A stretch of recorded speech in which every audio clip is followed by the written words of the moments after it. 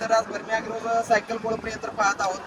तर हे 3 पासामध्ये आहे आणि 2 पासामध्ये 1 पासामध्ये चाकाचा अडजस्टेबल सिस्टम आहे. 3 HP याला पेट्रोल इंजन आहे शेतकरी मित्रांनो. आणि हे कसं पाहिजे तसं तुम्हाला अटॅचमेंट होते. इथं चाकाची जी सिस्टीम आहे ते मातीमध्ये रुतत म्हणजे स्लिप मारत नाही. त्यासाठी ग्रेप धरण्यासाठी असा अँगलचा इथं आपण असं मारलेला आहे. तर इथं शेतकरी मित्र आहेत, ते हॉस्पिटलवरून आलेत. यांना विचारूया. नमस्कार, आपलं नाव काय?